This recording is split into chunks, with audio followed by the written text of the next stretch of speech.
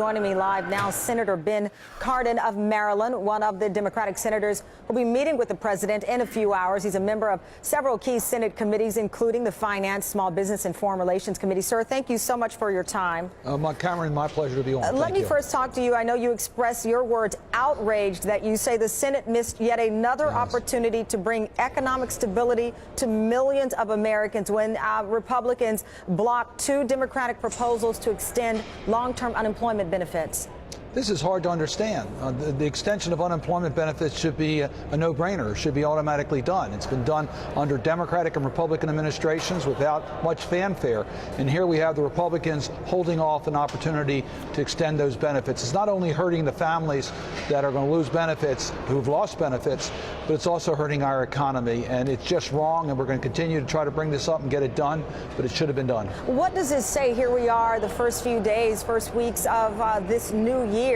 And an idea or a necessity for so many Americans is again pushed to the wayside. I guess what I want to get to the heart at the end of 2013, had a number of lawmakers on saying there's a possibility, we feel optimistic, there will be a deal when we're talking about 1.3, 1.4 million Americans, and here we are, nothing again.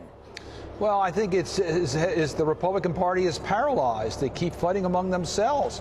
And here they're using every excuse imaginable to deny people unemployment benefits. And they're using excuses to do it. Ultimately, I think we'll get this done. I think the American people are going to be out. Why do you believe that? I mean, you just laid out the case why gridlock will remain if there's infighting within the Republican Party. Remarks today from Speaker Boehner about the president ready to take action without Congress, met with hostile language. So what makes you optimistic? Please help me understand that. Well, for two reasons. First, the millions of people who are impacted by the loss of these benefits and the impact on our economy. I think Americans are getting it and they understand this. If you look at the polls, they recognize that we need to do what's right for the families that are unemployed. They also need to know we got to pass an increase in the minimum wage. That will be another issue coming up shortly, that we have to deal with job growth in this country, help manufacturing. These are key issues to the Americans, and I think you're going to find that you mentioned popularity before, but it is populism, but it's also right. And I think the Republicans are on the wrong side. Are these key issues, though, for Republicans? I mean, just today, Speaker Boehner said the president says he wants to make this a year of action. He can start by calling on leaders over in the Senate to pass our jobs bill. He can start by approving the Keystone Pipeline and tens of thousands of jobs it will create.